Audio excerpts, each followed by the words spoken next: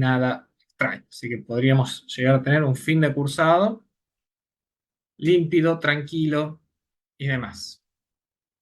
El día de hoy nos vamos a centrar en dos textos, vamos a hacer en dos partes la clase, vamos a hacerla más cortita si les parece, más que nada sobre todo por el horario complicado en el que los hice venir. Mil perdones por eso, es que ya desde inicio de año cuando se definió teníamos un evento ya organizado a ese horario y era imposible moverlo, así que por eso hicimos a este horario. Igual, como les digo, seguro hacemos algún repaso la clase que viene al inicio, si fuese necesario.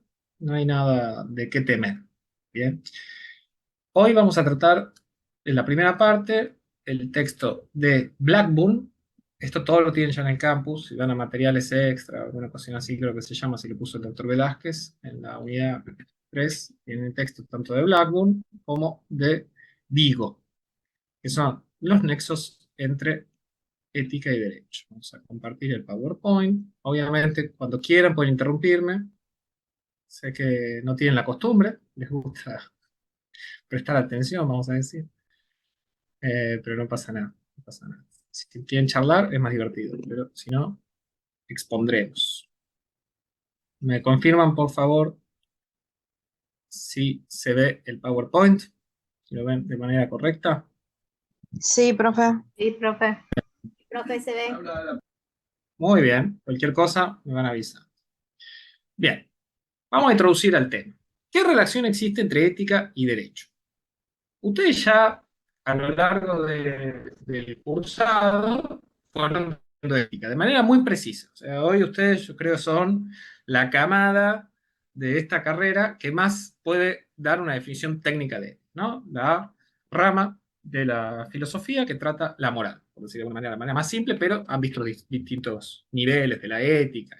La cuestión es que todavía creo no tenemos una definición tan clara de derecho. Así que esta es la discusión. Cuando ustedes entran, no sé si alguno habrá comenzado abogacía o si yo es abogado o demás, pero cuando uno está en abogacía, la primera discusión y la discusión que lo sigue hasta los albores de su tiempo, sea que se dedique a la teoría o a la práctica jurídica, sea que sea un abogado, un juez, un fiscal, un jurista, un legislador, es qué es el derecho, porque no termina de haber una definición, porque más allá que la mayoría puede decir, bueno, el derecho es un ordenamiento de normas respaldadas por el Estado. Bueno, sí, pero después también están los principios y está la justicia y está lo que se estudia el derecho, ¿no? Entonces, y están los derechos que tenemos, en teoría, como personas, ¿no? Yo tengo el derecho a caminar, tengo los derechos subjetivos, está el derecho objetivo, que también son las normas, las leyes.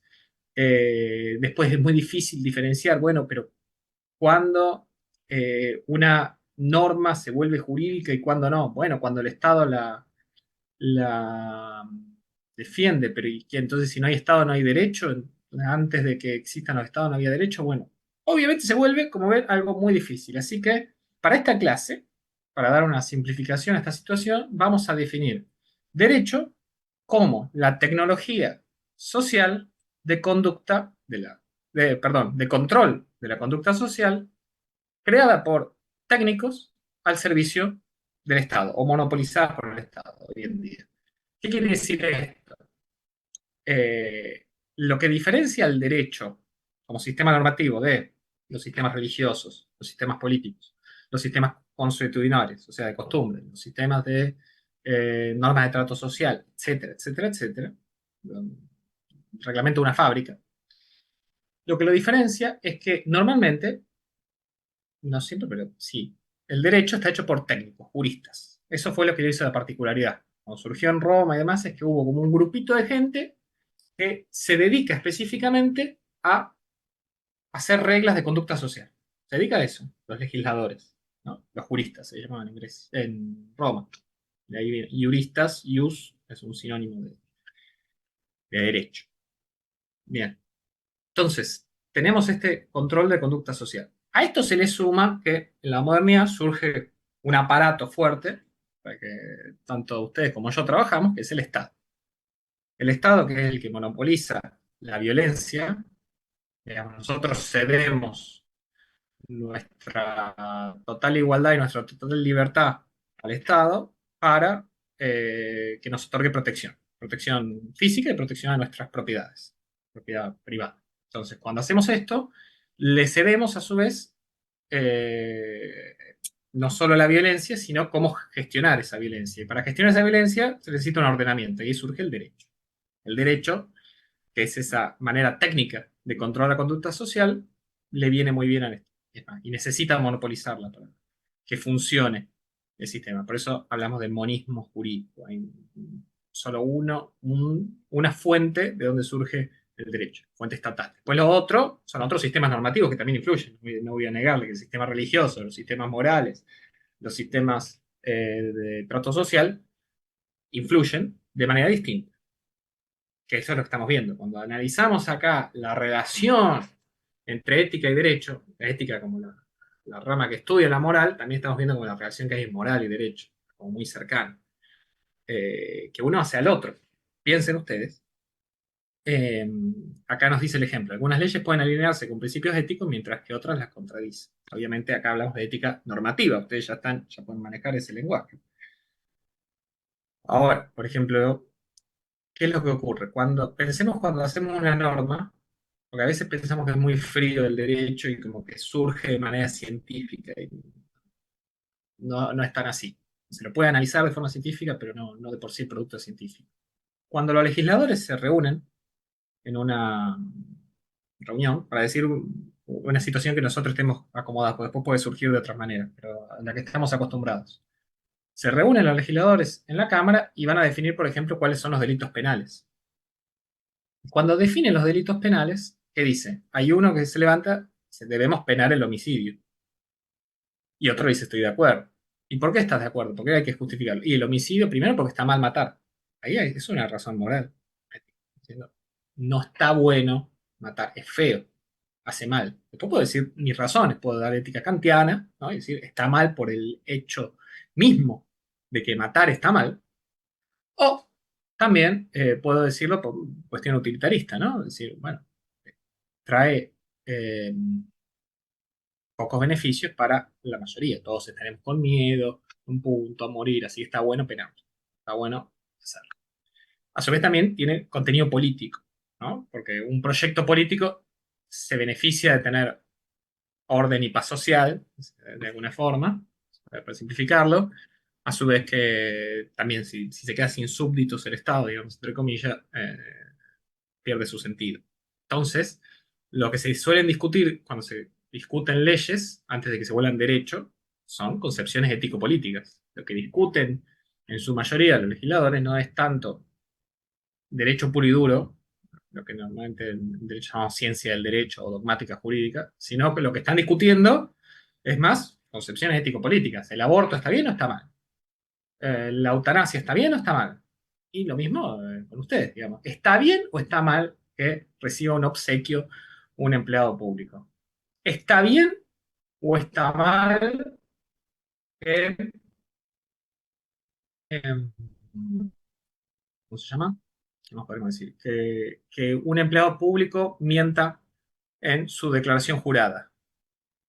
¿Tenemos que hacer que haga una declaración jurada? ¿Por qué tenemos que hacer que haga una declaración jurada? Y es mejor. ¿Por qué?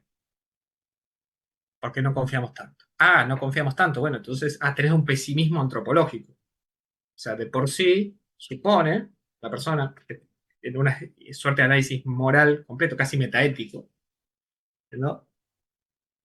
Una metaética que puede detectar lo que está bien y lo que está mal, ¿no? ¿Sí? Cognoscivista, diciendo, las personas son malas, son egoístas. Así que vamos a tratar de guiar ese egoísmo. O lo está viendo así, de una manera consecuencialista, ¿no? Entonces, como son egoístas, tratemos de guiar el egoísmo hacia ese lado.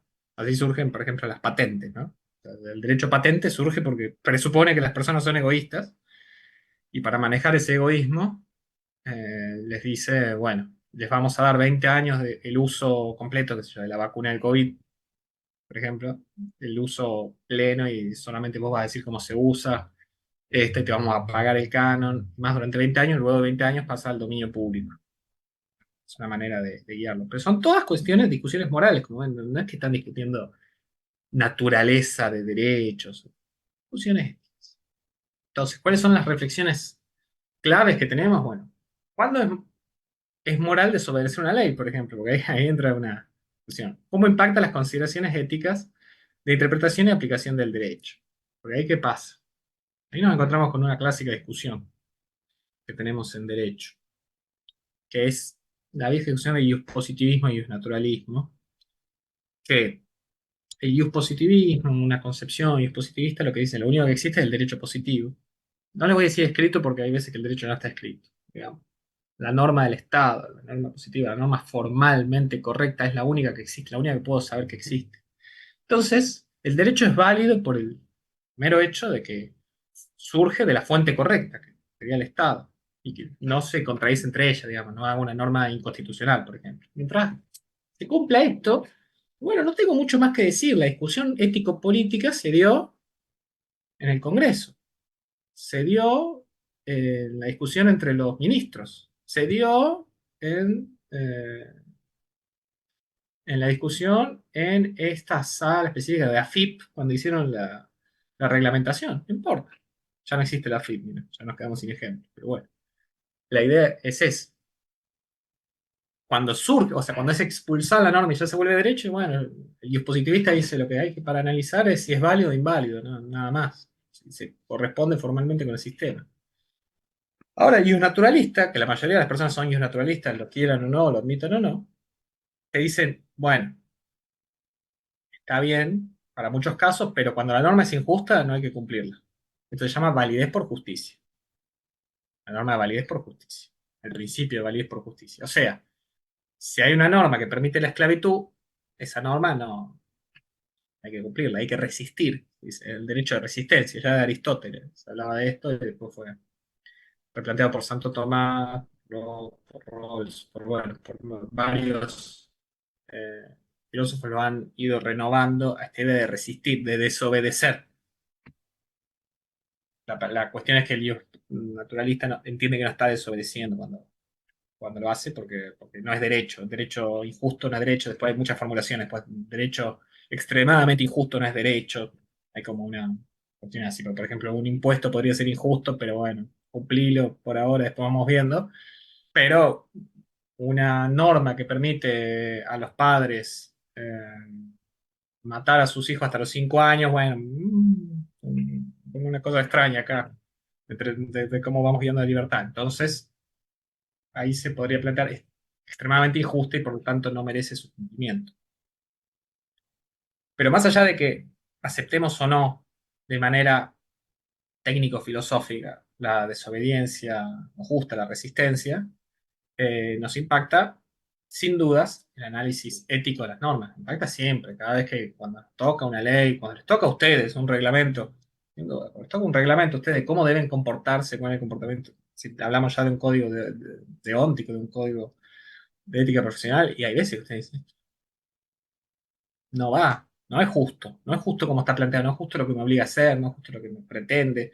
Bueno, está. Y ahí lo que están discutiendo es la ética, no si estaba bien o mal que lo haga, no el rectorado, de alguna forma. Por eso, comprender esta relación nos permite analizar críticamente el sistema legal desde un punto, una perspectiva distinta. Uno normalmente cuando analiza un sistema legal, cuando lo analiza desde lo normativo, formal, si cumple la cuestión, si está bien hecho, lógico formalmente, desde el ámbito sociológico o de comportamiento, de cumplimiento, o sea, si atiende a datos, no atiende a estas situaciones, cumplen, qué hacen los operadores jurídicos, aceptan, no aceptan, los jueces aplican la norma o no, los abogados la conocen o no, las personas la cumplen o no. Ya yo le puedo asegurar, si un análisis empírico, realista, sociológico, que las personas no creen que sea un delito parar en doble fila en Tucumán. Estoy prácticamente seguro para hacer un análisis de que esa norma es totalmente desconocida, no sé si desconocida, desconocida a propósito, por decir de alguna forma. Esto es el análisis sociológico. Y por el otro lado, también el análisis de justicia. El análisis que refiere a si algo nos parece que es bueno o malo, justo o injusto. Como ven, la discusión moral la discusión ética. Más si tenemos una ética normativa por detrás, nosotros, ¿no? Si somos deontológicos, consecuencialistas, si estamos como más convencidos de nuestros principios morales y si pensamos que son absolutos y universales, aún más, todavía se vuelve más fuerte esa discusión. Bueno, esta es la introducción al tema. Por eso les dije que hoy no vamos a entrar en esto, sino vamos a caer fuerte. Si hay dudas, recuerden de pararme. Entonces, la evaluación ética o evaluación moral de las leyes. Las leyes no son moralmente neutrales, están sujetas a juicio ético. Eso hay que saberlo. Después, es una discusión nuestra si eh, es justo o injusto desobedecer. Eso es otra discusión, la desobediencia. Otra discusión totalmente, ¿no? O sea, yo le recomiendo no desobedecer en principio, pero hay que atender el caso.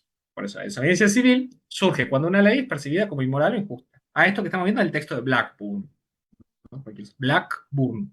Estamos repasando ese texto. Estoy ayudando y el PowerPoint tiene mucha letra, digamos, poca imagen y mucha letra para que les sirva para estudiar. Somos buenitos. ¿Sí? Principio de repaso, igual hay que leer el texto que son pocas páginas. ¿Sí? La desobediencia civil, como les digo, surge cuando una ley es percibida como inmoral o injusta. Ejemplo, clásicos, digamos, desobedientes. Martin Luther King y Henry Thoreau defendieron la desobediencia civil en nombre de causas superiores. Thoreau era famoso porque llamó a no pagar impuestos. Impuestos eran robos. Entonces decía, no, no hay que pagar impuestos en Estados Unidos. Y bueno, Martin Luther King, si lo conocen más, I Have a Dream, el movimiento por los derechos sociales, sobre todo de la población afroamericana en los Estados Unidos, ¿no? Bueno, corte de calle, marcha, mitines, ese tipo de actividades.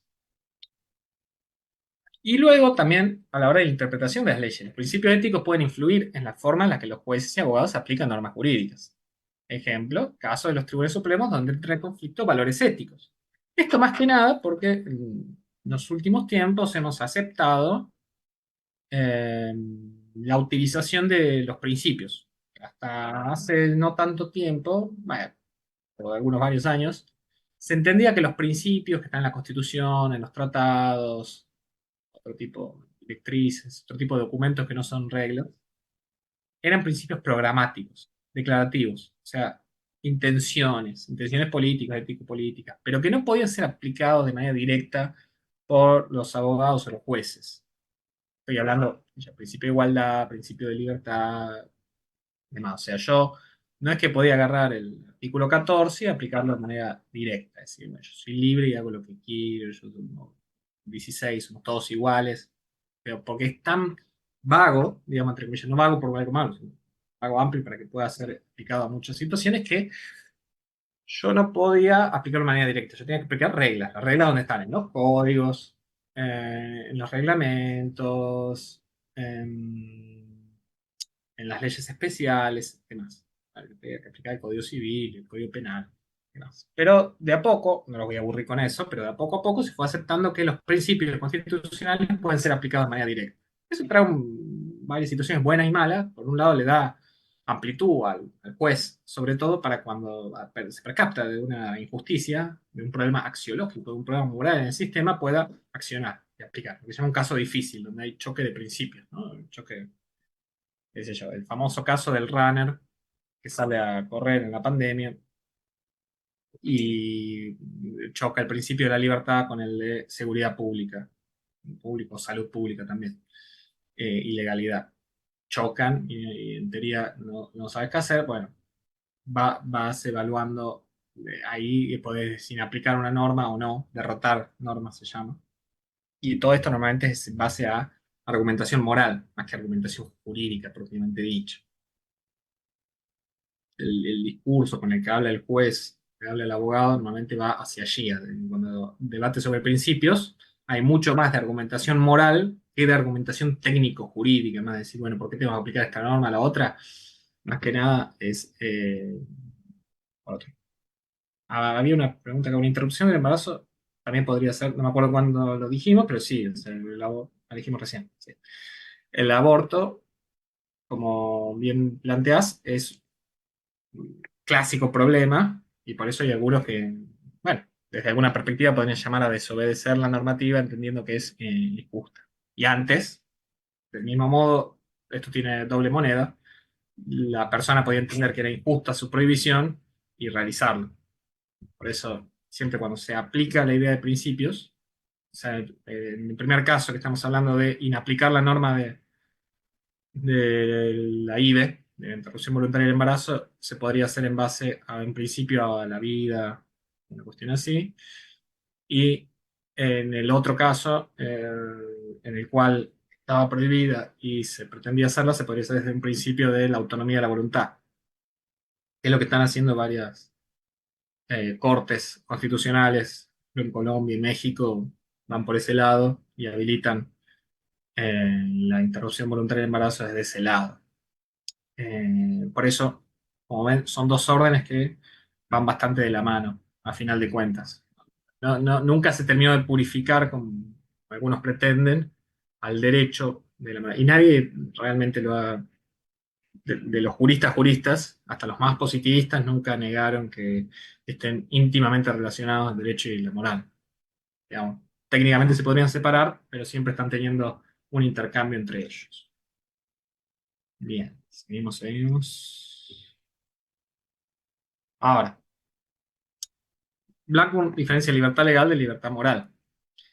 Las definiciones. La libertad legal es el derecho permitido por las leyes. Digamos, es un derecho subjetivo que deriva del derecho objetivo. Recordemos simplemente, el derecho objetivo es el derecho contenido en las leyes, contenido en las sentencias, contenido en la Constitución. Eso es como cuando yo digo, esto está de acuerdo a la Constitución argentina, me estoy refiriendo a un derecho objetivo. Esto está de acuerdo al Código Civil, sinónimo de derecho objetivo. En cambio, cuando yo hablo de derecho subjetivo, es yo tengo derecho a la propiedad privada, yo tengo derecho a caminar libre por mi casa, yo tengo derecho a defenderme.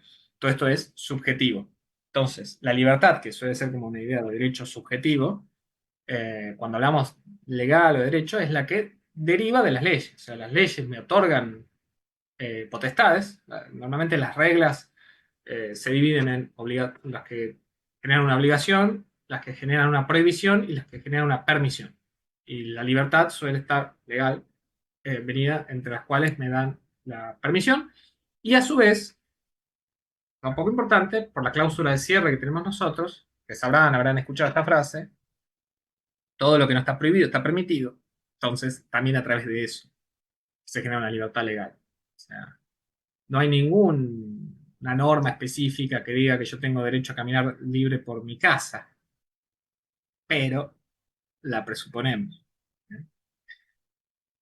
La libertad moral, en cambio, es lo que la conciencia de una persona considera correcto. Porque, claro, el derecho en teoría es un fenómeno externo y la moral un fenómeno interno, el fuero interno. Suele ser así, después hay discusiones, ¿no? Pero el derecho en teoría no juzga cosas que no suceden, juzga cosas que pasan en el exterior. En cambio, la moral sí juzga la intención, lo que pensamos, lo que sentimos. Entonces, la libertad moral, lo que de verdad pensamos que es libre, es lo que hace a eso, a la libertad moral. Ejemplos. Y estas pueden chocar entre ellas. Legal pero inmoral, la esclavitud en el pasado. Hay muy pocas concepciones éticas. Si usted conocen una, me la pueden dar, pero muy pocas. Es muy difícil que pueda justificar la esclavitud. Muy difícil, muy complicado. Muy complicado. Digamos, habría que utilizar un egoísmo ético muy fuerte, porque hasta los egoísmos éticos, la mayoría hasta llegan a decir la esclavitud no funciona. Algunos dirán hasta que fue abolida por un egoísta, pero eh, ahí teníamos una idea de eso. Yo era libre de tener un esclavo, de esclavizar, hasta un punto. Podía esclavizar por deudas, por ejemplo. O sea, acá la gente que me aparece Laura, Soledad o Juan Manuel, me deben dinero y bueno, no pueden pagar. Bueno, queda la situación de que era muy difícil gestionar una prisión en el pasado, así que era más fácil eso. Las prisiones privadas que terminan siendo la esclavitud. Pero bueno, seguramente considerado inmoral. Aunque en ese momento, total. Ilegal pero moral, el consumo de drogas suaves en ciertos contextos. Bueno, ahí está. Es una situación, esa también está debatible, ¿no? Pero legalmente, por ejemplo, en la Argentina, más allá que hay una sentencia que lo permite, hoy en día hay una laxación, ¿sí? Por ejemplo, la marihuana está prohibida en la ley. en la ley el consumo de marihuana está prohibido, está dentro de las sustancias prohibidas. Luego hay sentencias, pero en casos concretos, que han dicho, bueno, para el consumo personal se puede. Eso es lo que entiende hoy la Corte Suprema, que fue cambiando su idea a lo largo del tiempo. Eh, y bueno, es que en teoría la autonomía de la voluntad debería permitir esto, punto, ¿no? Sobre todo cuando es suave, cuando estamos discutiendo otras drogas que generan más un peligro social mucho más grande, ahí hay otro debate, otro tipo de debate. Por ejemplo, si somos utilitaristas, podríamos decir no, no consuman fentanilo porque nos genera un problema social gigantesco y genera la infelicidad de la mayoría, finalmente. Pero la marihuana, por ahí pasa el test de decir, bueno, la verdad, entre que fumen marihuana, si ya permitimos que tomen alcohol, que también es peligroso para ellos mismos, bueno, está así. Así. Bueno, en su momento, como se prohibió el alcohol también. Concluimos entonces que la ética y el derecho no siempre coinciden, lo que puede generar dilemas morales y legales. Más que nada cuando entendemos que la ética puede influir en nuestras decisiones, ¿no? Eh, si ustedes se encuentran con un código deóntico que consideran injusto, tendrá un grave problema. Es un grave problema. Más allá que en teoría la moral no debería afectar la aplicación de un código formalmente válido, y va a costarlo, ¿no? Lo que termina pasando muchas veces es o el conflicto directo, digamos que la autoridad quiere aplicarlo de manera fuerte, entonces se genera una resistencia activa, o es lo que se llama el desuetudo. El desuetudo es cuando no se termina aplicando la norma por costumbre. La costumbre vence a la norma y bueno, terminó. No pasó y no se hará. Digamos que la normativa les diga que ustedes tienen que hacer la declaración jurada de su bisabuelo muerto. ¿Por qué voy a hacer declaración jurada? Siempre murió y hay que crisis murió. No lo voy a hacer, no lo voy a hacer, pero la norma lo dice. Y bueno, pero es inútil. Entonces te termina siendo desuetudo. Y había una consideración no solamente de inutilidad, sino además que de injusticia. ¿Por qué tengo que perder el tiempo en esto? En libertad personal. Ahora, la responsabilidad, que otra cosa, que es cuando cometemos una situación y tenemos que hacernos responsables, legal y moral.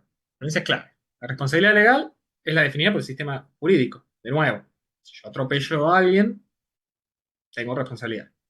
Si yo lo atropello y no lo lastimo, bueno, me genera un daño mínimo, es solo responsabilidad civil.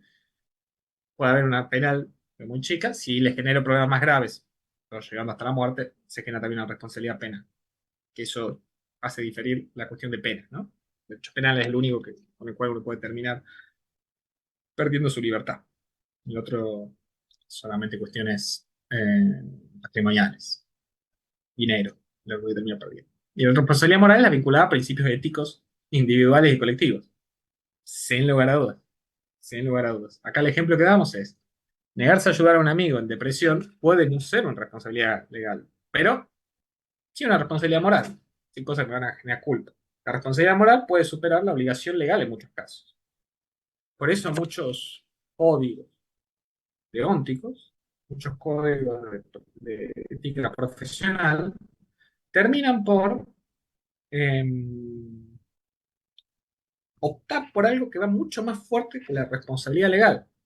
Ir más allá, porque como tienen contenidos éticos mucho más claros, un código deóntico, eh, suele pregonar, o sea, de alguna forma, un estándar más alto. Porque la responsabilidad legal, como hay que comprobar hechos externos, hay toda una cuestión probatoria bastante complicada, suele ser más laxa. La responsabilidad moral que genera un montón de culpas mucho más grandes. Aunque siempre esto es debatible. Y hay veces que la responsabilidad moral termina afectando a la legal, en muchos casos, casos de familia, en un caso de consumidor, depende, termina jugando eso en la interpretación que hacen los jueces. Diferencia entre reglas morales y leyes. Importante, importante. Diferencia que ya hacía von Rija hace varios años. Durabilidad. Las leyes pueden modificarse por decreto. Pueden modificarse de manera, o sea, en chas, desaparecer. Las reglas morales, en cambio, son más persistentes y adaptativas. Es más difícil cambiar una regla moral. Convencer a las personas de que está mal, de bien matar, puede costar mucho, o mal. Depende. Es toda una situación de años y años de costumbre. Suponiendo que es un constructo cultural, moral, ¿no? Supongo, si fuera universal, objetiva y total, bueno, bien, no cambia. No debería. Eh, el origen, bueno, las leyes son impuestas externamente por una autoridad de aplicación, normalmente, aunque siempre está debatible porque también se hace a sí mismo, ¿no? Las leyes del propio Estado, pero bueno, es eso. Las reglas morales pueden ser autoimpuestas, autónomas, se llaman. Las leyes, en cambio, en su mayoría, entendemos, son heterónomas, menos las que se hace el Estado a sí mismo. Consecuencias, sin duda. Que normalmente la típica manera de distinguir una norma jurídica de una norma moral suele ser a través de eh, saber si tiene una consecuencia penal, o sea, de pena, no de derecho penal, sino una pena, y cuando no. Entonces, la que es verdaderamente derecho es la que tiene una pena, la que genera una consecuencia de sanción. Si hay una sanción, hay un castigo externo, multa, prisión, o lo que sea, eso es una ley. En cambio, la moral, el castigo suele ser interno, la culpa, la vergüenza, más allá que luego distintas instituciones religiosas o políticas puedan generar castigos externos a esta situación, eso igual no la transformaría en ley. Igual es una de esas discusiones, ¿no? Por eso, por ejemplo, la crítica clásica a esta idea de que la norma jurídica, su nota particular es el castigo, es que, por ejemplo, en los regímenes mafiosos, de alguna manera, eh, también existe un castigo externo que es la vendetta.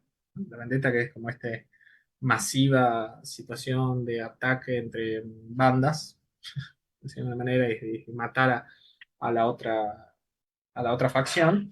Bueno, eso es un castigo externo y bastante similar. Por tanto, es una crítica válida, lo que termina generando, que por eso les digo que me parece mejor la definición de derecho de las normas jurídicas como las que hacen técnicos eh, al servicio del Estado. Pero bueno, cada uno va definiendo como le parezca mejor. Ahí tenemos el ejemplo de decidir manejar en estado de ebriedad, está prohibido, tanto legal como moralmente. ¿Bien? O sea, ahí vemos cómo se van cruzando de igual forma los distintos regímenes. Pueden apoyarse entre ellos en algún punto, no siempre están chocando. Muchas veces están complementando y ayudan al cumplimiento. El derecho por sí solo le cuesta mucho conseguir la eficacia. Normalmente desde cuestiones externas tiene que buscar esa eficacia.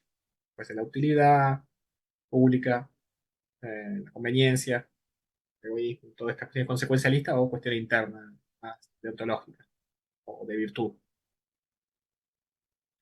Interacciones entre ética y derecho.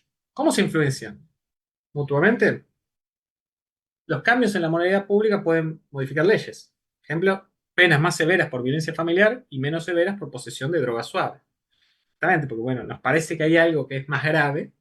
Entonces, vamos a decir, uno puede hacer un análisis histórico a través de esto. Si, por ejemplo, nota nuestro código penal tiene penas, no les voy a decir excesivamente altas, porque cada uno opina como quiera, pero son muy altas para el abigeato. El abigeato es el robo rural, sobre todo el robo de ganado rural.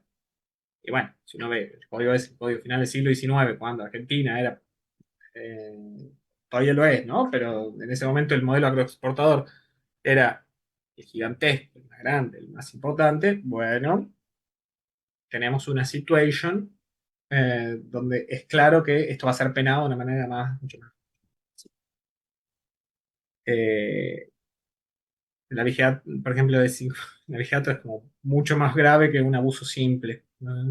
De verdad, nos parece mucho más grave el robo de vacas que el abuso sexual simple. Bueno, ahí está esta situación. Eh, por eso siempre se habla de tenemos que rever el código penal, tenemos que rever el código penal. Y cuando vayan a discutir el código penal, les digo, no van a estar, va a haber muy poquitas discusiones técnico-jurídicas, hay algunas cuestiones de prescripción, algunas cosas así, pero la mayoría van a ser discusiones ético-políticas. No van a estar discutiendo. Va a ser pura reflexión moral. Y no está mal. En su origen, las normas, el discurso normativo es un discurso ético-político. Los cambios legales pueden transformar la moralidad social. También sucede. el uso obligatorio del cinturón de seguridad o casco protector.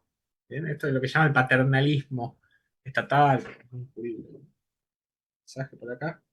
Es tremendo lo bajo de las penas por abuso infantil. Bueno, ¿no? También. O sea, justamente, bueno, hay que, ahí se puede hacer un análisis histórico, social, de, bueno, qué es lo que sucedió, o sea, por qué no se consideraba importante, no sé si, bueno, ahora lo consideramos importante, bueno, charlemos. Lo que pasa es que el Código Penal hoy está tan parchado, por eso siempre se habla de que hay que hacer una reforma total, volver a escribirlo entero para que no se contraiga entre, pero bueno, sin dudas. O sea, hay cuestiones hoy no resueltas en cómo tratamos la parte más delicada de un sistema jurídico, que es el sistema del lo que se llama apartar al violento, el sentido más amplio, ¿no? El homicida, el ladrón, el abusador, eh, el defraudador, digamos, todas estas personas, el corrupto, estas personas tienen un tinte moralmente muy negativo, con el cual aplicamos, generamos esta tecnología social del derecho para apartarlos, encerrarlos o amenazarlos de que haríamos eso.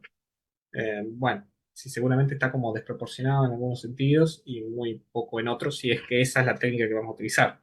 Después están los abolicionistas que entienden que no se debería hacer, pero bueno, otro debate ético también. Ahora, el paternalismo que les decía, que es el que entiende que el Estado tiene como que guiar la moral pública de alguna manera, como que las críticas que hacen es como que hay una idea de rebaño, digamos, entre comillas, pero otros dicen, no, bueno, eso lo es el trabajo, el Estado padre, ¿no? Plantea dilemas sobre hasta qué punto el derecho puede imponer normas por el bien común. Eh, pero va haciendo, seguramente si no hubiera habido esta obligación de usar el casco, bueno, el casco todavía acá en las termas, por ejemplo, están obligados, pero no pasa todavía. Pero el cinturón de seguridad, no sé, yo a usted no sé si pasa, sobre todo la gente que se sienta adelante, yo me siento muy incómodo si no me puedo poner el cinturón. Ya. Y si veo a alguien que no se lo pone, también me parece, ¿qué escondés? O sos retrógrado, ¿viste? Porque también es como una situación que uno piensa, bueno, la gente de antes no se lo ponía, entonces sos retrógrado, te ayornaste. Todo eso pasa por mi cabeza, después por ahí lo racionalizo, me calmo, pero pasa por mi cabeza. Y así también hay otras normas que quizás no eran tan populares en la moral pública, pero el Estado las impuso y después de a poco se fue como calmando. Cuando el Estado las normalizó, aplicando todo su amplio sistema de normalización, de disciplina, cuando tiene ganas de hacerlo, pudo volver las cosas. Hoy, por ejemplo, sería impensable, es muy mal visto no mandar a un hijo a la escuela, más allá que además está prohibido, pero está bien mal visto. ¿Viste? ¿Cómo lo mandas al nene a la escuela? Obviamente después puedes ver la situación particular, por ahí está en una situación de marginalidad, horrible, bla, bla, bla. A ver, pero mejor. Seguramente sea muy mal visto. Bueno, a la escuela tiene que aprender a leer y escribir. No sé, ¿entiendes? Sigamos. Bien. Justicia ética, justicia y ética en la administración del derecho, en la administración de justicia, también, ¿no? O sea, cuando tenemos que administrar, cuando tenemos que decidir. Aspecto ético en la administración de justicia, bueno, y ahí está, hay varios debates. La duración en los procesos judiciales, ¿no? El famoso axioma, justicia lenta no es justicia. Bueno, pasa. Bueno, a ustedes les debe pasar, sin dudas, más allá de que no les toque decidir sobre la libertad o libertad de una persona. Bueno, cuando les toca tener expedientes que obviamente, seguramente la mayoría de veces no es culpa de ustedes. O sea, tienen un cúmulo de expedientes gigantesco de trabajo, de labor que se va haciendo y a su vez tienen a los administrados, súbditos, que nada, ellos quieren resolver, quieren el título, por ejemplo, era la gran discusión. Quieren el título rápido, porque sin el título no pueden trabajar, no pueden hacer. Pero bueno, ya hay que seguir en ciertos pasos. Y bueno, pero es injusto que me hagas esto. Y empieza todo este debate que ahí va más allá de, no es que vienen y le muestran la norma que dice, a veces sí, cuando le ponen amparo por mora, termina mostrando la norma, pero en un punto está como es injusto, ¿por qué? Bueno, después también está la situación de salto a la fila, no de salto a la fila, todos estos debates. Bueno, por ahí. Que eso viene a colación al acceso desigual a los servicios legales, ¿no? quién puede pagar o no un buen abogado, abogada, quién puede tener acceso o no a los conocimientos jurídicos, que normalmente están escritos en difícil a propósito para poder mantenerlos dentro de la corporación, y a su vez la negociación de las penas de delito más graves también. Eh, si uno tiene un mejor árbitro, mejor abogado, puede acceder a otras situaciones que quizás a una persona sin ese acceso no puede.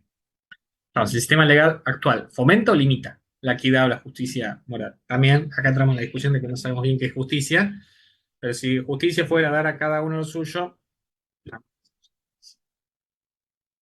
decisión final, ¿qué buscamos con esto?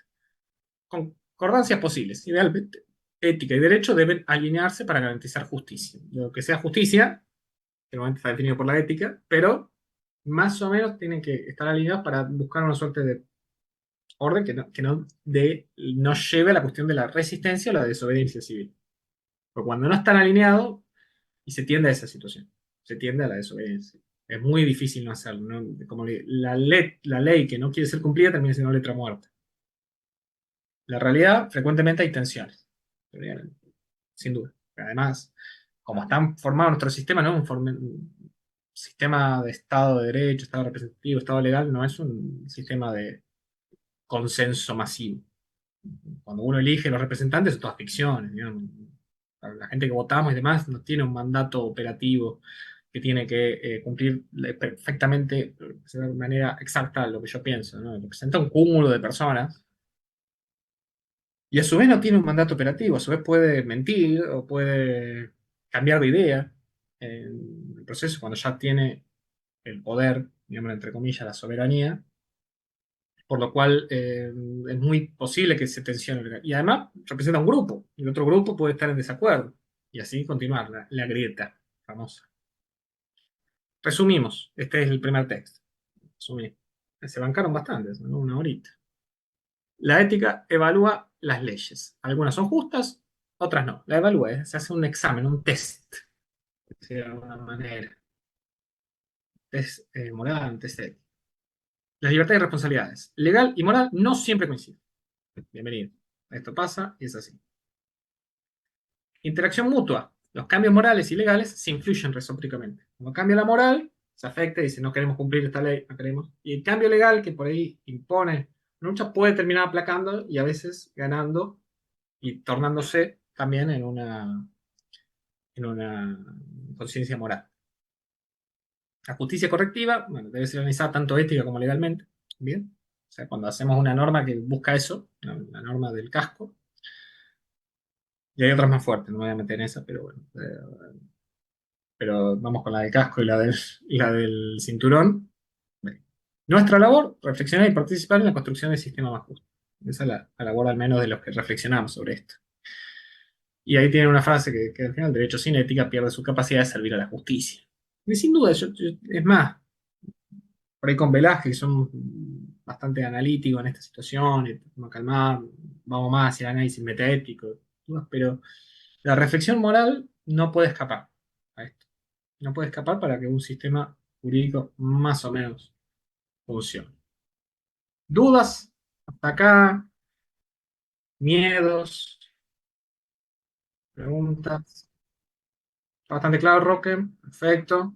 Bueno, este, como les dije, fue el resumen del texto de Blackbook.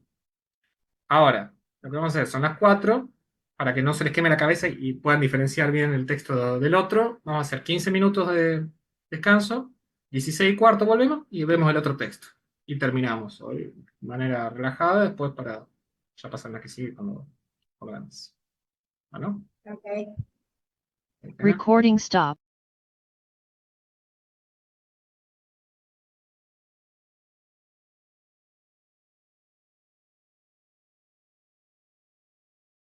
Recording in progress. Vamos a volver. Bien, ahora vamos a compartir.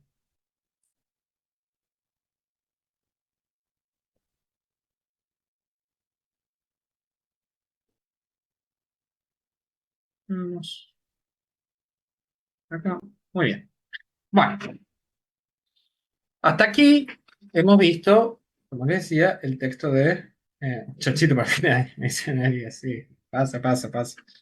Eh, Pasa en todas las situaciones, ¿no? Como autoridad de mesa también me querían regalar cosas. Por favor, no, no quiero café, no quiero nada, no necesito nada. Nada de nada.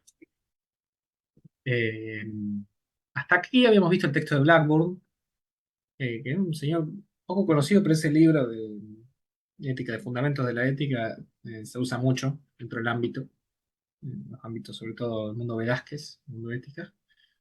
Pero el texto que viene ahora ya no es tanto esto de las generalidades, del orden del derecho y del orden de la ética, del orden de la moral, sino que específicamente de la relación entre derecho y ética profesional. Este texto lo escribe Rodolfo Vigo, que también es abogado, doctor en Derecho, es famoso porque es uno de los filósofos del derecho y un naturalistas más famosos. Él llegó a ser, bueno, además de titular en la Universidad Nacional del Litoral de Santa Fe, fue cortesano, o sea, fue miembro de la Corte Suprema de la provincia de Santa Fe, o el Tribunal Supremo. Y él, eh, sobre todo, se ha destacado en, sobre todo, el análisis ético, aristotélico, tomista del derecho. A su vez, también es famoso porque él, junto a Manuel Atienza, escribieron el código deóntico, el código ético de los jueces, código de los jueces, así que lo llamamos. Eh, por lo tanto, bueno, es una persona muy pro, digamos, códigos deónticos, ética profesional, etcétera. Y el texto este que tienen ustedes de la revista Prudentia Iuris, de la Universidad Católica Argentina, trata sobre esto, la relación que hay, de nuevo, entre el derecho y la ética profesional, sobre todo la ética jurídica se refiere acá, pero esto lo podemos traducir con lo que vieron en la clase pasada, ética profesional del empleado público, eh, y sobre todo la resistencia que hay hacia este tipo de regulación, ¿no? Hacia la regulación moral en el ejercicio de una profesión. Bueno, el ejercicio profesional está sujeto a exigencias jurídicas y morales. Lo primero que nos va anotando Vigo. ¿Cuál tiene razón? O sea, hay exigencias que son jurídicas, ¿obviamente? O sea, por ejemplo, el secreto profesional de los abogados está reglamentado en el Código Penal, pero a su vez también hay una exigencia moral. Es, el famoso no me quemé, pero ese no me quemé también tiene consecuencias tanto morales como jurídicas. Ambos buscan garantizar un servicio adecuado, pero se diferencian en la normatividad jurídica es una obligatoriedad mínima, como habíamos dicho antes, ¿ven? Como lo íbamos marcando. Hay como un mínimo esto. Si pasamos esta raya, tenemos que multar o poner preso. Digamos, eso es como simplificando. La normatividad ética busca la excelencia y la voluntariedad. Busca que las personas sean buenas por sí mismas. Acá, de nuevo, para que vayan viendo, porque es importante saber quién escribe los textos. Escribe Vigo, que les tiré que es un naturalista, que es aristotélico tomista, y a su vez, entendiendo que es aristotélico, él parte de una idea de la virtud, de la ética de la virtud que vimos cuando veíamos los distintos tipos de ética normativas. Bueno, todo esto está muy bañado de una idea de ética normativa de la virtud. Por eso cuando habla de normatividad ética dice la excelencia, la voluntad, encontrar el justo medio, encontrar a la persona virtuosa, el mejor abogado, el mejor juez, el mejor empleado público. La ética profesional se basa en principios que complementan las regulaciones jurídicas. La regulación jurídica debe ser el mínimo y la ética va mejorándolo. Vamos a volverlo el mejor que podamos, más virtuoso. Ahora, mira, derecho. Ahí van a ver en el texto, cuando lo lean, está bastante esquemático, eso es lo bueno, fácil para estudiar. Tiene como los titulitos, yo creo que lo escribió para su cátedra, pero bueno, le vino perfecto. Va haciendo esto de ida y vuelta entre la comparación de derecho y ética. Entonces, ética de mínimos o ética de máximos. El derecho es un mínimo ético, avalado por normas éticas más amplias. Se conforma con que el profesional cumpla estándares básicos. En las profesiones encontramos el grupo que viola normas que están sancionados. ¿Bien? El grupo mediocre, que cumple lo mínimo, y el grupo de excelencia, profesionales reconocidos. Entiende, digo, entonces, que si uno sigue los estándares éticos, va a ser un profesional excelente. No va a ser ni un sancionado, digamos, directamente, ¿no? Llenó mal la, llenó mal la declaración jurada, ni un mediocre ahí a mitad de tabla, que va a ser excelente. Voluntariedad en el derecho y ética. En el derecho, la imposición heterónoma no depende de aceptación voluntaria. Como habíamos dicho, es heterónomo. Volvemos. Además, somos medio redundantes, pero es importante. ¿Sí? Porque si usted ven que algo es redundante, tiene más posibilidad de aparecer en un multiple choice. Mientras que la ética requiere voluntariedad para ser moralmente válida. Sin intención consciente, falta de mérito ético. Requiere que uno quiera hacerlo. ¿Recuerdan cuando veíamos ética de la virtud? Que decíamos esto, se construye, la persona virtuosa se construye, entonces hay que llegar a eso. Los códigos de ética profesional son participativos, adaptados al contexto. Por eso no es lo mismo un código de ética de un empleado público que trabaja en una universidad que la de un empleado de tribunales. Todos son empleados públicos, pero tienen distintas situaciones, prácticas específicas que le hacen distinto. Ni hablar, bueno, cuando son códigos de comportamiento de una profesión libre como la abogacía o la medicina. Sería muy extraño que a ustedes se les obliga al secreto. Y cuando se les obliga al secreto, una situación extraña, ¿no? Entonces hay que atender bien cómo es que se ha normado eso. Derecho. Actos completos versus ética. Interacciones entre intenciones y actos. El derecho se limita a juzgar actos consumados. Esto es importante. Aunque esto está discutido, ya vamos a ver. Ejemplo, un juez corrupto que no concreta su falta no es sancionado jurídicamente. O sea, la idea es como que el juez que en su interior es corrupto, porque tiene alma de corrupta, como es extraño, pero digámoslo, no puede ser sancionado moralmente. Por ahí el tipo dice cosas de corrupto, pero no las hace, entonces no puede sancionar. Sería nuestro derecho, es un derecho de actos, ¿no? Sobre todo el penal, ¿no? Nos garantiza eso. Nosotros no juzgamos personas que parecen ladrones, personas que parecen asesinos. Nosotros juzgamos personas que cometieron un homicidio, que cometieron. Fíjese que el Código Penal no dice el homicida tendrá una pena de tantos años, el ladrón tendrá una pena. Quien matara a otra persona tendrá una pena de 8 o 25 años. Dice. ¿Quién? Pero, profesor, me parece que en el tema de los jueces, o bueno, que es el caso, me parece que por ahí no es que no cometan actos de corrupción, sino que no se les puede probar. Ah, bueno, sí, Eso sería. ese ya es otro problema. Ese es otro problema. No, a ver, Claro. el caso de los jueces sí, ahí es difícil, pero por ejemplo, te doy un caso polémico que siempre los penalistas lo tratan y siempre están en un debate. Eh, a la persona que es comprobadamente pedófilo, digamos. Ya fue condenado en su momento, pero ya ahora salió, digamos. ¿Podemos juzgarla antes de tiempo? Digamos, antes de que cometa situaciones, ¿o no? Siempre está como, es una persona de riesgo, digamos, entre situaciones, porque ya, bueno, fue diagnosticado con pedofilia, lo tenemos. Es más, hay veces que está ese debate. Tiene, por ejemplo, contenido en su computadora de pedofilia. Tiene contenido, pero él no lo produjo, no lo compró, apareció ahí, ¿viste? Famosa como el tema de la marihuana. Nunca sabe. Comprar es ilegal, pero tenerla no. Se dan estas situaciones. ¿Qué hacemos? ¿Qué no hacemos? Porque justamente todo esto, parte del derecho ahora quedó medio en duda, porque hoy tenemos más herramientas, más instrumentos, sobre todo con las nuevas tecnologías, para poder perfilar a las personas, ¿no? Y lo que siempre ha querido hacer, no les digo el derecho, pero sí la administración de justicia, es tratar de evitar, vale, vos cuando amenazás a una persona que la vas a poner presa, no la amenazás porque sos mala, lo amenazás porque no querés que lo haga. Al menos, ese es como el objetivo. Yo por eso te amenazo. Pero yo puedo detenerlo del todo. No me sirve ni amenaza. Yo ya sé que vos vas a matar. No te tengo que detener.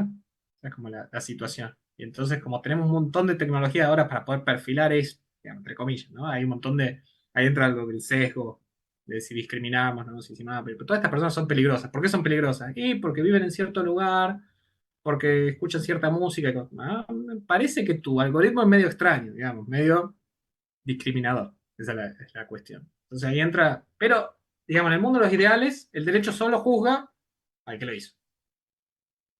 Cambio la ética, va a valorar las intenciones, las motivaciones de por qué hace esto. Por eso Cuando analizamos el actuar de un juez, en teoría también tenemos que ver por qué hace esa sentencia, cómo la hace, si de verdad está buscando justicia o no. Eso desde el análisis ético. El análisis jurídico ya es más difícil hacer ese tipo de situaciones, ¿no?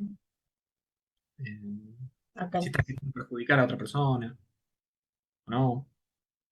Va por ahí ese tipo de situaciones que son difíciles. Lo mismo, bueno, si yo quiero analizar el actuar de un empleado de la administración pública, bueno, por ahí el empleado no está cometiendo ningún tipo de falta clara dentro del ordenamiento legal, pero por ahí está, no sé, como acomodando los papeles según le conviene a él. No está haciendo nada extraño, nada que vaya en contra de lo que... Pero resuelve primero algún tipo de situaciones que le interesa resolver y otras no.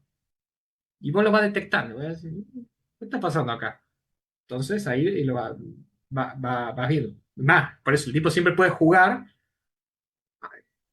en lo que se llama hacer equilibrismo con la ley y no ser sancionado legalmente. Pero para eso vendrían los códigos éticos. Vendrían como para atender a esa falla, a dar equidad, se dice a veces. Ya tenemos la igualdad, pero tenemos que hacer equitativa la sociedad. Y demás. Perspectiva temporal del derecho y la ética. El derecho mira hacia atrás, ex post facto. Me gusta el latín.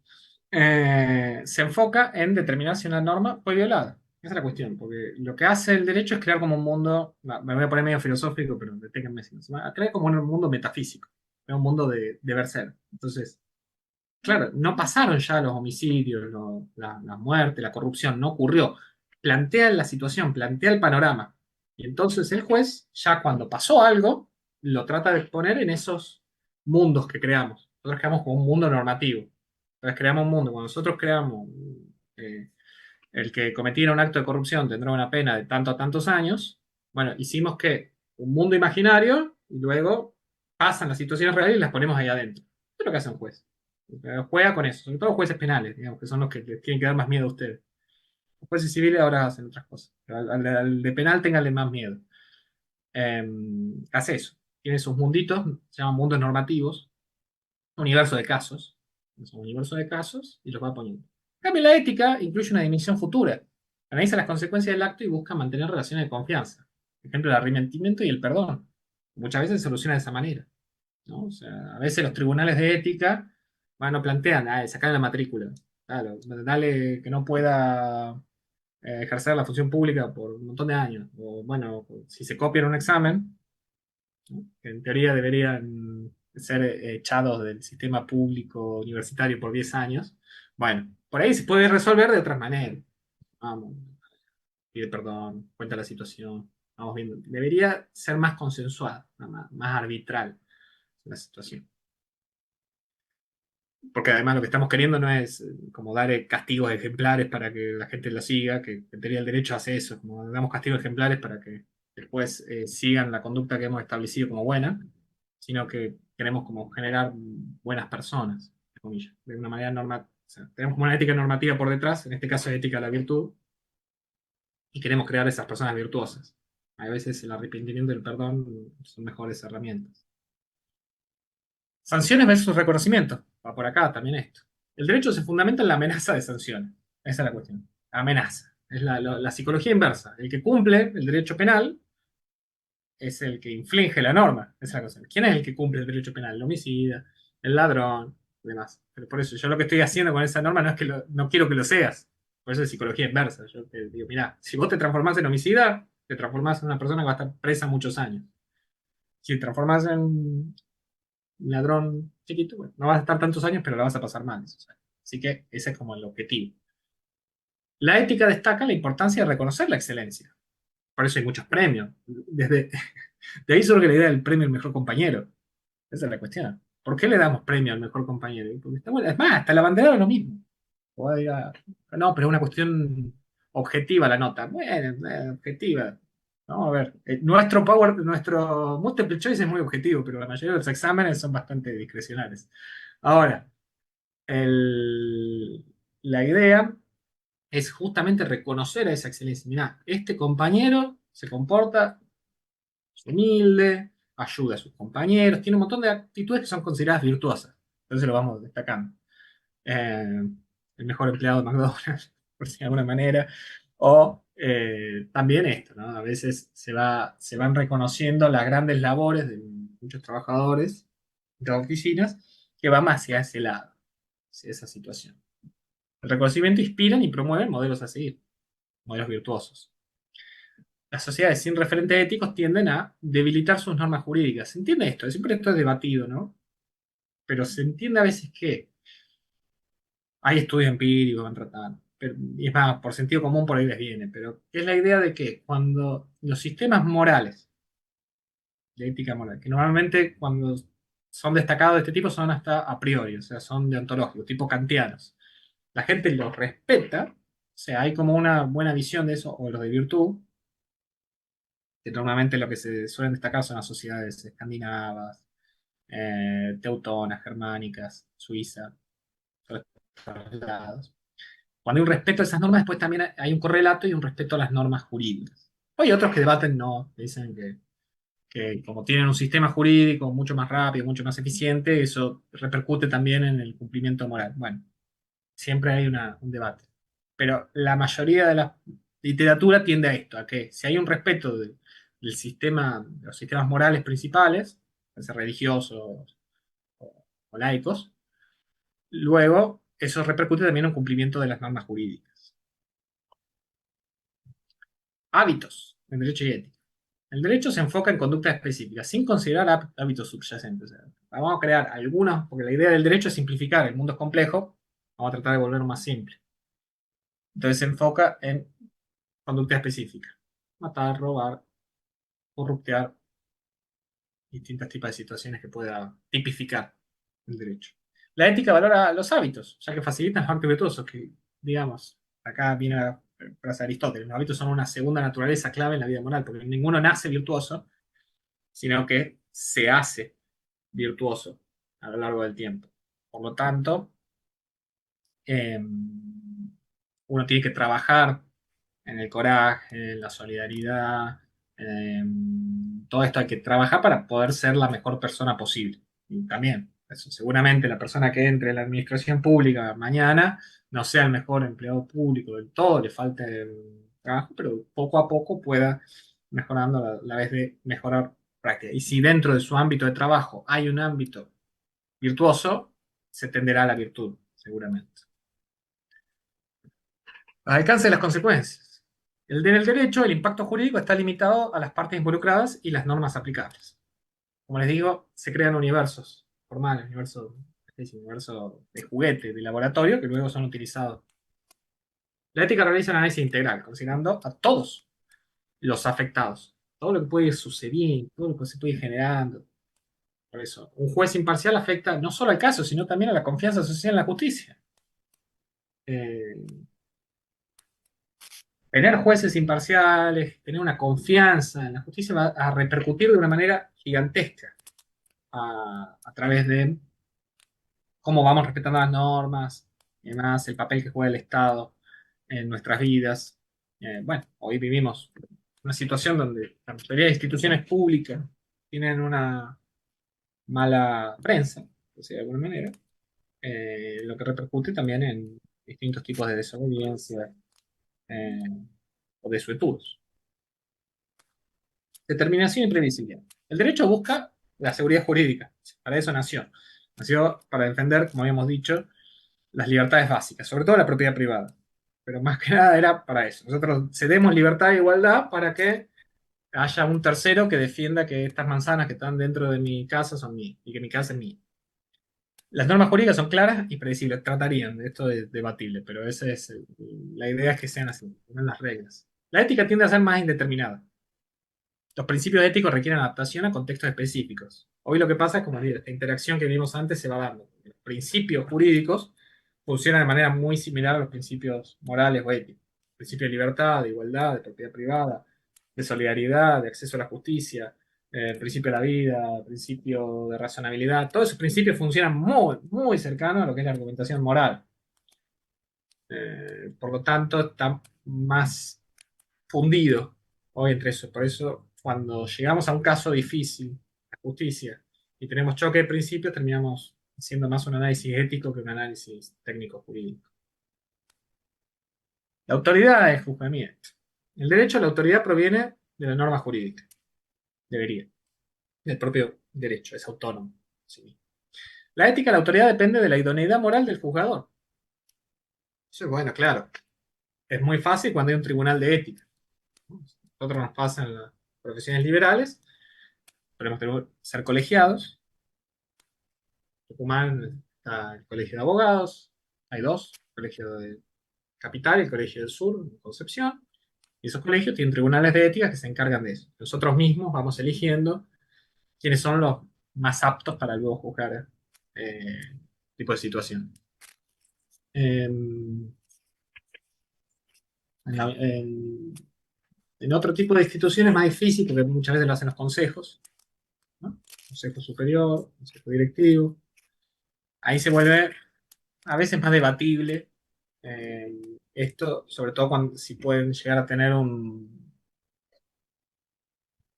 no tener una buena prensa, volviendo a esta situación, no tener una buena visión de ellos mismos, entonces ahí se vuelve más complicado. Pero a su vez, no solamente esta última decisión ética que está muy relacionada al derecho, sino también que la cuestión del juzgamiento ético termina siendo bastante horizontal muchas veces, porque la propia población, el propio administrado, también va a hacer un test, un análisis ético de su labor, sin duda. Y si hacen algo muy malo, seguramente sean considerados muy malas personas y sea peor que cualquier condena jurídica.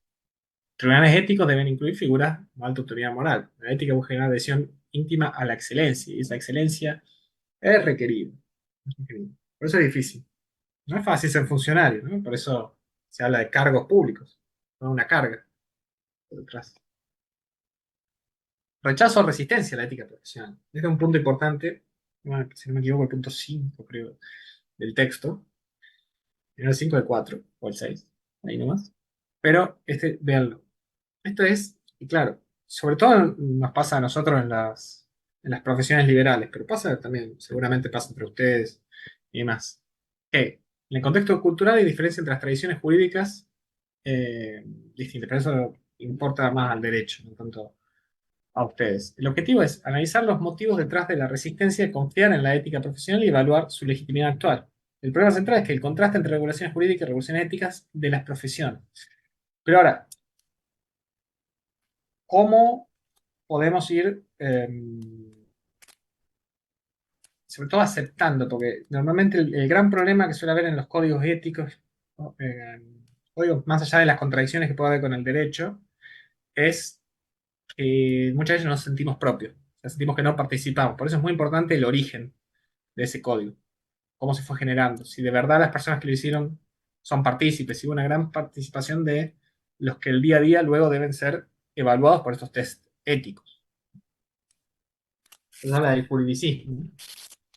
En el Estado de Derecho Legal hay una supresión de la ética social en favor de la ley.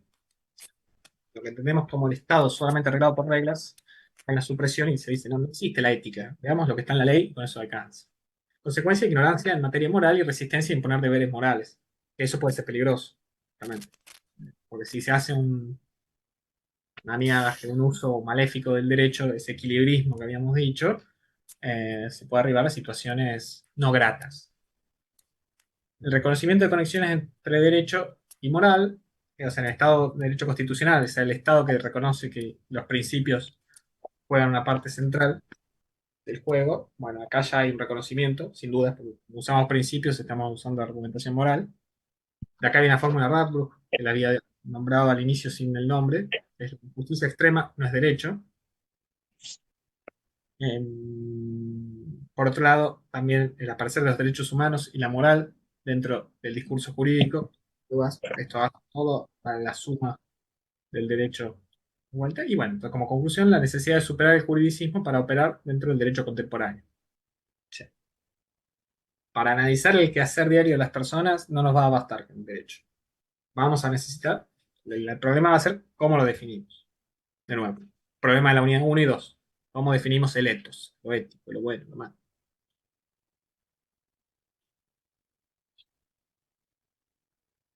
Ahí va. Motivos adicionales de resistencia. Bueno, hay un temor a la religiosidad moral, diferenciación entre moral racional y teología moral. Ahí hay una cuestión, hay muchas veces que se entiende eso, como que se va como a esconder de manera críptica cuestiones religiosas. Bueno, podría suceder, pero no es una condición necesaria, no es que necesariamente si aceptamos intrometer cuestiones de análisis moral, de por sí van a entrar los morales de la Iglesia Católica o cualquier otra dentro de nuestra vida profesional.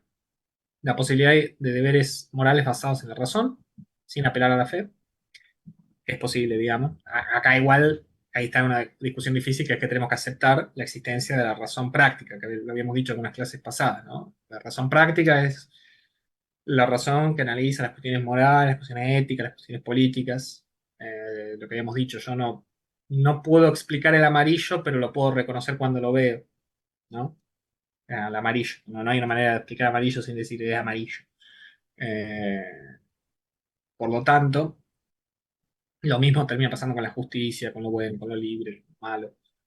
Esa es la discusión. Pero bueno, se podría aplicar una razón práctica a través, sin necesidad de fe. La pérdida de privacidad o intimidad también se habla. Tres ámbitos profesional, profesional, privado y público no profesional, que ahí está la cuestión también. Si cuando terminamos haciendo este análisis moral nos estamos metiendo en el interior de las personas y estamos violentando su derecho de privacidad. También debatible, porque bueno, en el momento que sobre todo han decidido emprender una tarea por la cual tiene una perspectiva, un impacto social, termina teniendo ese análisis, se quiera o no, sea institucionalizado o no. La reducción de privacidad como parte de la ética profesional. Ahí después tenemos el rechazo de la razón práctica, de la vida adelantada. Hay un planteo positivista que es la exclusión de juicios morales como irracionales, ¿no? Lo que es el Ferraioli, que están por ahí, pero bueno, es eso, es decir, y mirá, no me puede hablar de justo e injusto porque no hay manera de que me lo diga, así que trata de buscar mejores razones. Esas razones que no me podés explicar no serán válidas. Pero lo que ha primado al día de hoy es la rehabilitación de la razón práctica, más que nada para la generación de esta ética profesional, que necesita algún tipo de objetivismo que sea mínimo, objetivismo moral mínimo. Como le habíamos dicho, una ética plenamente subjetiva no permite la argumentación moral, porque si yo digo estos son mis códigos, estos son tus códigos, no tenemos a resolver, así que se necesita un mínimo de objetivismo moral y a su vez un poco como un activismo ético, o sea, poder decir que algo es verdadero o falso dentro de la ética, el análisis metaético. Por eso se pregona un diálogo racional frente al escepticismo ético. Nada puede ser bueno o malo. O sea, el emotivismo, en este caso, es contraproducente para la generación de una ética profesional. Marginamiento de la historia, bueno, las críticas a la moral universalista, esto lo hemos visto, las críticas que se han hecho a Kant y demás, Aristóteles, pero que en un punto la ética profesional conceptualizada al día de hoy, los deberes éticos universales versus deberes específicos según tiempo y lugar. Ahí hay una situación de si siempre la labor del empleado público va a ser siempre igual, del bueno o mala, o hay que adaptarla a las situaciones, ¿no? Eh, lo que se tiene a alguna cuestión entre medio, como que hay algunos principios que podrían mantenerse, honestidad, por decir alguna cuestión, pero que hay otras cosas que podrían ir adaptándose según cambie la profesión, el que hacer, el trabajo diario, los hábitos. Concluyendo, todo. Tenemos la resistencia a una ética profesional sólida. La tradición jurídica ha aislado el derecho de la moral, favoreciendo un enfoque normativo que limita la inclusión de deberes éticos en la práctica profesional. Eso ha ido sucediendo y topo. Derecho y ética, el derecho constitucional y pluralista ha abierto el campo del derecho a la moral, superando las limitaciones del Estado de Derecho legal. O sea, hoy, con la actualización de que podemos utilizar principios y demás, y esto afecta igual también luego a procesos administrativos, ¿no? Así que tengan en cuenta. La argumentación por principios es transversal hoy en día. Se aplica a prácticamente cualquier cosa que rime con tribunal, con justicia, con disciplina, con lo que sea. La ética no religiosa, la ética puede fundamentarse en la razón humana y principios universales sin necesidad de apelaciones dogmáticas religiosas. No hay necesidad de ser católico, judío, musulmán, budista, hindú, para poder plantear la posibilidad de la existencia de estos valores en una región meramente antropológica. Es posible. Privacidad es posible, pero bueno, también no te puedo dar la razón. Por eso esa es la cuestión. Sí, podemos mantener un escepticismo. Lo que pasa es que ese escepticismo a veces es, de nuevo, contraproducente para, para la generación de una ética profesional. La privacidad del profesional y la ética. La ética profesional, aunque exige responsabilidad hacia la sociedad, no suprime la privacidad del profesional. O sea, sigue teniendo la privacidad dentro de su ámbito privado, pero en su quehacer diario, bueno, tiene estándares más altos. Porque con el estándar eh, normalmente de ética, hoy en día no es solo ser bueno, justo, ético, sino parecer, ¿no? Ético, justo y bueno. No solo hay que ser, hay que parecer. La reglamentación de la razón práctica influenciada por Kant y Aristóteles restablece la validez de juicios éticos y morales en el campo profesional. Vuelve esta idea de los principios, de las virtudes, de los demás, buscar el justo medio. Contextualización de la ética debe ser entendida como una disciplina contextual, flexible y adaptativa a circunstancias históricas y sociales. Sin duda por o sea, la ética profesional, si no, no va a funcionar, no va a terminar siendo útil para lo que se está buscando, ¿no? Que es la excelencia de la virtuosidad de los profesionales, de los trabajadores, de los funcionarios, etcétera. Conclusión final, superar la resistencia a la ética profesional requiere reconocer la interrelación entre derecho, moral y contexto social. Que también lo podríamos definir con políticas, en la clase anterior. La ética es fundamental para la justicia social y debe guiar las decisiones profesionales con responsabilidad y en consideración de los valores fundamentales de la sociedad. Bueno, ahí va. Perfecto. Les consulto. ¿Alguna duda? ¿Algo? ¿Preguntas? ¿Quedó algo? No, estaba pensando en el caso de ayer que no se formó quórum en la Cámara de Diputados para tratar el tema de ficha limpia. Mm, Curiosamente, no sesionaron. Entonces, de repente, siempre pienso eso. ¿Qué pasa si, o sea, no deberían tener opción? Deberían concurrir y en todo caso votar a favor o en contra, porque yo no decido todos los días si quiero ir a trabajar o no. Si no voy, se me descuenta. sí, sí, Entonces, sí, eso sí. es como que me hace siempre ruido. No sé si lo sacaron, pero en su momento, va, no me acuerdo ahora en diputados nuestros, creo que lo sacaron, pero por ejemplo, el Parlamento Europeo, por decirle algo, les pagan un plus por concurrir a- ¿no?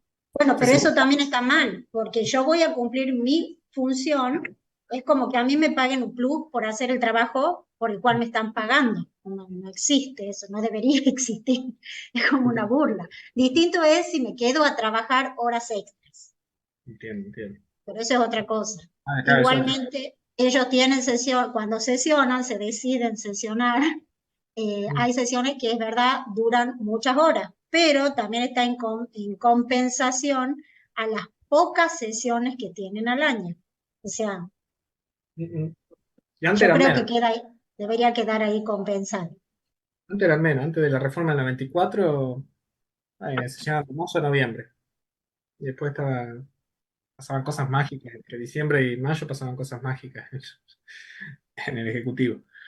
Eh, Justamente el quórum siempre es un debate porque es como una herramienta también política de no te doy el quórum y es como una manera de no darte y hacer. Yo tampoco estoy, Totalmente. yo tampoco estoy de acuerdo, me parece que termina siendo muy contraproducente porque termina parando los debates que deberían darse. Sé que hubo ahí una discusión porque el reglamento dice que podría haber una tolerancia y no quisieron aceptar la tolerancia, pero ellos habían acordado en las reuniones de principio de año que no iban a dar tolerancia, entonces que en el momento que se cumple tiempo, se paraba y se paró. Y sí, esa norma, bueno, ven, como ven, es una norma que toma cuestiones del derecho, la norma que están queriendo discutir. Para simplificarla, a quienes no estén al tanto, la ficha limpia sería una nueva eh, requisito para las personas que quieran ser candidatas y posibles funcionarios luego, eh, cargos políticos, que cualquier persona que tenga dos condenas, o sea, condena de segunda instancia, ya, en la primera y segunda instancia, no pueda participar. Hoy en día se espera a una condena firme, que podría ser de segunda instancia, pero también podría ser de Corte Suprema. Por eso hoy, digamos, el caso de Cristina Kirchner, que es el específico que se está discutiendo, ella fue condenada ahora en segunda instancia, y, pero apela a la Corte Suprema, y entonces hasta que no decida la Corte Suprema, de hecho, no hay una cosa juzgada, bueno, o sea, todavía podría ser declarada inocente, esa es como la idea. Entonces ahí está el debate, porque esa es la cuestión. Es, primero que hay una desconfianza en la justicia, ¿no? Por algún lado, que yo escuchaba los debates y decían, bueno, pero te pueden armar una causa y te arruinan la carrera. Puedes decir, bueno, si esto es cierto, supongamos, o no lo sé, no trabajo en tribunal, pero si esto fuera cierto, estaríamos hablando de que hay todo un entramado muy grande para decir yo te armo una causa, sería como, estaría suponiendo, la frase significa que sería falsa, ¿no? Te armo una causa, convenzo primero a un juez que te condene, después convenzo a un tribunal de segunda instancia que también te condene, sería como un montón de entramado, bueno, pues estaría todo destruido el sistema de justicia federal, en un punto, sistema. Eh, pero sería algo duro para el sistema. Sí, yo digamos que no voy al caso puntual de ella, sino en cuanto a las obligaciones que tenemos en función a, al trabajo, digamos, que tenemos, a responder a eso, Sí, sí. porque se supone que todos somos iguales Ok. ante la ley y bueno, deberían actuar en consecuencia, es como que si no es muy injusto, digamos, Sí, sí, después el además, trabajo de uno y otro, independientemente, obviamente, de todo lo que es meramente político y intereses y todo lo demás. Es el concurrir al lugar de trabajo. claro, claro, bueno, porque además justo en este se da como una falta con un objetivo político, después hay un montón que son Claro, faltas claro, injustificada, digamos. bueno, por eso hablaba de un debate hoy en día de si no deberían ser híbridas todas las reuniones, o hasta en principio virtuales. Digamos, por lo que se hace ahí, digamos, si al final de cuentas te dicen, no, que yo tengo que ir ahí porque ahí se deciden cosas, estarían como aceptando que hay lobby en los pasillos, ¿no? Entonces tampoco, es muy difícil justificar hoy por qué hay que ir a la Cámara de Diputados, digamos. Se podría hacer como hacemos esta reunión acá. Es muy complicado. Eh, pero bueno, ¿qué más? ¿Alguna duda? ¿Pregunta? Profe, una consulta. ¿Me escucha? Sí, la escucho perfecto. Ah, el otro día alcancé a escuchar a medios una noticia que se quiere incorporar, digamos, acá en la Argentina el tema del tribunal, como tiene Estados Unidos. O sea, que se notifican a personas, digamos, ciudadanos comunes, para que pertenezcan a un tribunal separado. Ya sabe qué tema digo. El juicio ¿Usted por qué dice? jurado. Ahí no, exactamente, como jurado. Y ahí no, digamos, no se avasallan los derechos, digamos, de nosotros, o sea, el Bueno, querer participar o no. mire, desde la Constitución de 1853, o sea, es la primera Constitución argentina, que todavía sigue vigente porque tiene una reforma parcial. Nosotros tenemos juicio por jurado, ¿no? Nosotros lo copiamos de Estados Unidos, pusimos, y que teníamos que tener juicio por jurado. O sea, se ordena al Poder Legislativo que haga el juicio por jurado. Ahora, esta norma te la ponían siempre como el ejemplo típico del desuetudo, o sea, cuando la costumbre vence al derecho, porque nunca se aplicó, digamos, no pasaba, no ocurría, no se hacía, sea por resistencias de que no sé, los legisladores no estaban convencidos, el Poder Judicial tampoco le convencía la idea. O sea, no había una costumbre dentro del mundo hispánico tampoco de realizar ese tipo de tareas. Pero de a poco se fue haciendo. O sea, hoy en día, en Tucumán hay como ¿cómo se llama?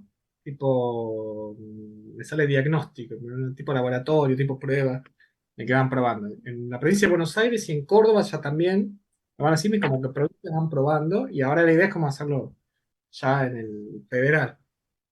Es un debate fuerte porque no sería la primera norma de derecho de ver, porque ya te ocurre con el voto. Eso, digamos. Vos en teoría estás obligada a votar. Después que la consecuencia sea tan leve que muchos prefieran ni justificarse, digamos, porque al final de cuentas no se hace ni el castigo administrativo de no dejarte hacer trámites ni a veces tampoco la multa. Y si pagaras la multa no sería tan onerosa. De igual manera, tenías una obligación. También están metiéndose con tu autonomía de voluntad y demás. Ahora, el pasa de juicio por jurado, no estamos acostumbrados a esta cuestión. Sin lugar a dudas, la idea es, como todo el poder judicial no es elegido, no tiene está muy lejano su legitimidad democrática, muy lejana, a- hasta que llegás a cómo se forma el Consejo de la Magistratura y elige los jueces, o el presidente eligiendo a los jueces de la Corte con el Senado, está tan lejano, la idea es como que, bueno, el control popular va a ir a través de eso. El debate está si es a través de esa forma. En Estados Unidos ha tenido sus ventajas y sus desventajas. Yo tendría mucho miedo si me llamaran a un jurado. Eh, Más porque Sí, normalmente cuando llaman a un jurado es para causas graves. claro, yo pienso si uno se puede rehusar, digamos, o sea, también va a tener consecuencias, obviamente. Normalmente no dejan, se pueden rehusar porque después tienen miedo a que haya una rehusada masiva. Entonces tenés que justificar tu rechazo a ejercer. Bueno, o sea, hoy también si te llaman autoridad de mesa tampoco puedes decir que no. Como varias de esas.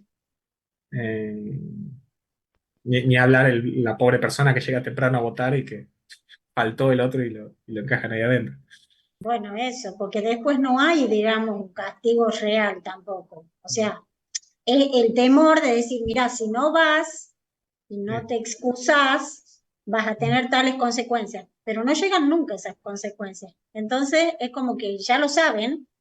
De hecho, en la última votación se dieron muchas mesas que no tenían el presidente, que nunca Claro. llegó. Entonces sí pasó esto, que el primero que llega a votar y bueno, lo sientan y no le queda, a ese no le dan a elegir. Por eso se habla mucho de que la eficiencia de un sistema jurídico está más que nada en la celeridad, eh, más que en las penas. Digamos que si yo podría agarrar y ponerle a ustedes pena de prisión 70 años por falsificar un documento público, pero si nunca se va a cumplir, yo puedo poner 70, 80, 90, puedo poner un montón de años, todo, pero digamos, si nunca va a pasar, bueno, no importa, es más, hasta si pasa lento, cuando se vuelve lento el proceso, al final, nada, termina muriendo las pruebas, muriendo cosas, entonces termina desapareciendo, no pasa nada. En cambio, si yo les pondría unos buenos 2 años de prisión, 2 años completos, y el caso se resuelve en 15 días, van a pensarlo muchas más veces, eh, falsificar un documento público, sin lugar a dudas. Totalmente. Como esa es la idea, pero lo que pasa es que es muy difícil generar un sistema de administración de justicia que haga eso y que a su vez no genere irregularidades, ¿no? Porque yo también, que en el momento que me juzguen a mí por falsificar un documento público, quiero que me juzguen con todos los papeles, que me tengan todo, que no que yo caiga un día ahí, el juez atendió 70 causas y yo digo, no, no, pero yo no toqué el examen este. No, no, no, ya está, condenado, 2 años, 2 años, 2 años, 2 años, y te condena todo, bueno. Por eso no es tan fácil, no es una solución de, bueno, son lentos porque son lentos. Es difícil. Le pasa a ustedes, por eso les digo. Imagino que a todos ustedes les encantaría hacer su trabajo lo más rápido posible y que salga y que sea fácil, pero pasan No cosas siempre, totalmente. que no dependen de ustedes, esta vez. No llegué. Así. Bueno, ¿tenemos más dudas? ¿Preguntas? Muchas gracias, profe. No, de nada. Bueno, si les No, yo parece, no. terminamos por hoy y volvemos. La semana que viene, como les digo, ya vamos a terminar unidad 4 y 5. La que viene ya habían empezado. Siempre corta. Bueno, igual ya estamos terminando. Decía que vamos a terminar la unidad 4 y 5. Cuestiones ya de ética profesional de empleado público específicas. Vamos a centrar, porque con el profe Velázquez vieron la ley, nosotros vamos a ver el decreto reglamentario de esto, para estar atentos. Y la clase que viene, la última, la protección de datos. Eso es lo que viene. Pues quieren ir repasando texto. Bueno, Ok, salud. gracias. Buena semana. Gracias, profe. Gracias igualmente. Gracias, profe, muchas gracias.